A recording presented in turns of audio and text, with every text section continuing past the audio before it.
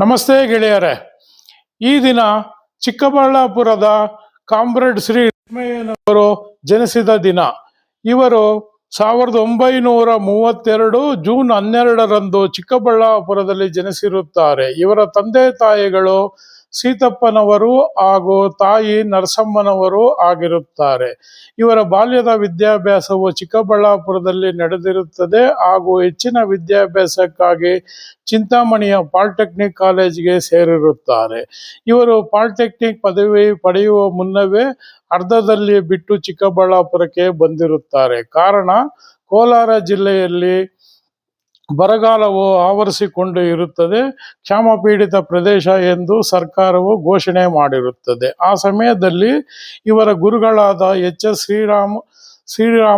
ರಾಮರಾವ್ ಅವರು ಹಾಗೂ ಇವರ ಸ್ನೇಹಿತರಾದ ಶ್ರೀ ಪಾಪಣ್ಣನವರು, ಮಾಜಿ ಶಾಸಕರು ಪಾಪಣ್ಣನವರು, ಇವರು ಮೂವರು ಸೇರಿ ಚಿಕ್ಕಬಳ್ಳಾಪುರದಲ್ಲಿ ಕ್ಷಾಮಪೀಡಿತ ಪ್ರದೇಶಕ್ಕೆ ಭೇಟಿ ನೀಡಿ ಅನ್ನ ಕೊಡಿ ಮತ್ತು ಬಟ್ಟೆ ಕೊಡಿ ಎಂಬ ಚಳವಳಿಯನ್ನು ಪ್ರಾರಂಭಿಸುತ್ತಾರೆ ಹಾಗೂ ಸರ್ಕಾರಕ್ಕೆ ಮನವಿಯನ್ನು ಕಳಿಸುತ್ತಾರೆ.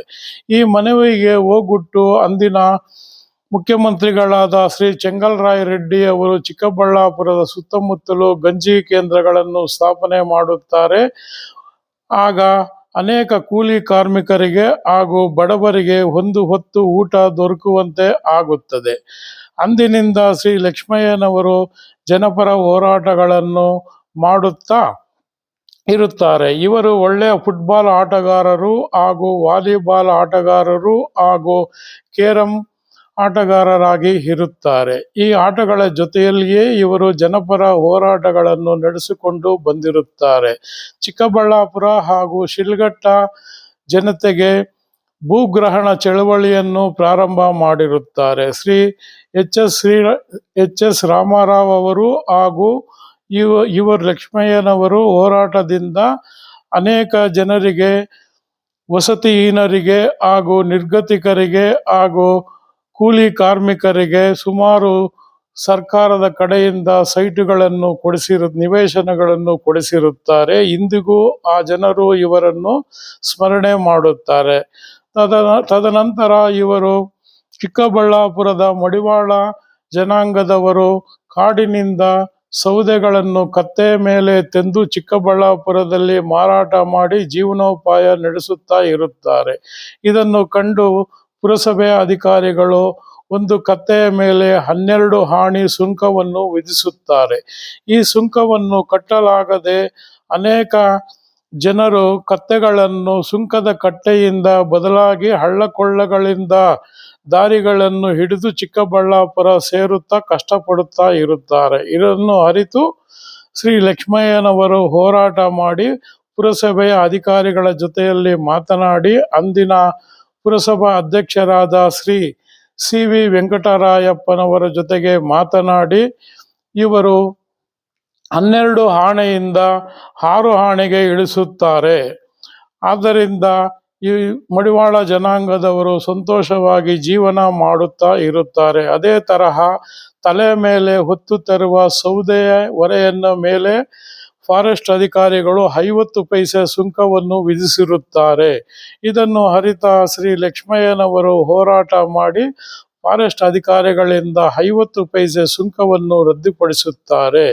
ಇಂಥ ಹೋರಾಟಗಳನ್ನು ಮಾಡುತ್ತಾ ಜನಪರ ಕಾರ್ಯಕ್ರಮಗಳಲ್ಲಿ ತೊಡಗುತ್ತಾ ಚಿಕ್ಕಬಳ್ಳಾಪುರದಲ್ಲಿ ಭಗತ್ ಸಿಂಗ್ ನಗರವನ್ನು ಹುಟ್ಟು ಹಾಕುತ್ತಾರೆ. ಹೀಗೆ ಇವರ ಹೋರಾಟಗಳು ಮುಂದುವರಿಯುತ್ತಾ ಚಿಕ್ಕಬಳ್ಳಾಪುರದ ಹೊರವಲಯದಲ್ಲಿ ಶ್ರೀ ಬಸಪ್ಪ ಛತ್ರ ಎಂಬ ಸಾರ್ವಜನಿಕ ಛತ್ರವೂ ಇರುತ್ತದೆ. ಅಲ್ಲಿ ಅನೇಕ ನಿರ್ಗತಿಕರು, ತಲೆಯ ಮೇಲೆ ಸೂರಿಲ್ಲದವರು ಸುಮಾರು 50-60 ವರ್ಷದಿಂದ ವಾಸ ಮಾಡಿ ಇರುತ್ತಾರೆ. ಇದನ್ನು ಅರಿತ ಚಿಕ್ಕಬಳ್ಳಾಪುರ ನಗರದ ನಗರಸಭೆಯು ಇವರನ್ನು ಒಕ್ಕಲೆಬ್ಬಿಸಲು ಪ್ರಯತ್ನ ಪಟ್ಟಿರುತ್ತಾರೆ. ಇದನ್ನು ಶ್ರೀ ಲಕ್ಷ್ಮಯ್ಯನ ಬಳಿಗೆ ತೆಗೆದುಕೊಂಡು ಹೋಗಿ ಅವರಿಗೆ ವಿವರವನ್ನು ತಿಳಿಸಿರುತ್ತಾರೆ ಅಲ್ಲಿನ ಜನರು.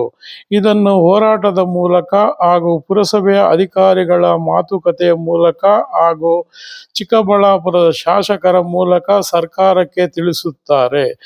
ಸರ್ಕಾರದಿಂದ ಇವರಿಗೆ ಕಂದವಾರದ ಬಳಿ ಇವರಿಗೆ ನಿರ್ಗತಿಕರಿಗೆ ನಿವೇಶನ ರಹಿತರಿಗೆ ನಿವೇಶನಗಳು ಸುಮಾರು 50-60 ನಿವೇಶನಗಳು ಕಂದವಾರದ ಬಳಿ ಇವರಿಗೆ ಕೊಡಿಸಿರುತ್ತಾರೆ. ಸುಮಾರು 100 ಸಂಸಾರಗಳು ಅಲ್ಲಿ ವಾಸಿಸುತ್ತಾ ಇರುತ್ತವೆ. ಆ ಜನರು ಇಂದಿಗೂ ಶ್ರೀ ಲಕ್ಷ್ಮಯ್ಯನವರನ್ನು ನೆನೆಸಿಕೊಳ್ಳುತ್ತಾ ಇರುತ್ತಾರೆ. ಅದಲ್ಲದೆ ಇವರು ಚಿಕ್ಕಬಳ್ಳಾಪುರದಲ್ಲಿ ಬಡವರ ಸಂಘ ಎಂಬ ಸಂಘವನ್ನು ಸ್ಥಾಪನೆ ಮಾಡಿರುತ್ತಾರೆ. ಈ ಸಂಘದ ಮೂಲಕ ಬಡವರಿಗೆ ಸುಲಭವಾಗಿ ರೇಷನ್ ಕಾರ್ಡುಗಳು ದೊರೆಯುವಂತೆ ಮಾಡಿರುತ್ತಾರೆ ಹಾಗೂ ನೀರಿಗಾಗಿ ಹೋರಾಟಗಳನ್ನು ಹಾಗೂ ಪಿಕೆಟಿಂಗುಗಳನ್ನು ಮಾಡಿರುತ್ತಾರೆ. ಇಂತಹ ಜನಪರ ಹೋರಾಟಗಾರರು ಹಾಗೂ ಸಾರ್ವಜನಿಕ ಹೋರಾಟಗಾರರು ಹಾಗೂ ಬಡವರ ಬಂಧು ಆದ ಶ್ರೀ ಲಕ್ಷ್ಮಯ್ಯನವರಿಗೆ ಇಂದಿಗೆ 95 ವರ್ಷ ತುಂಬಿರುತ್ತದೆ.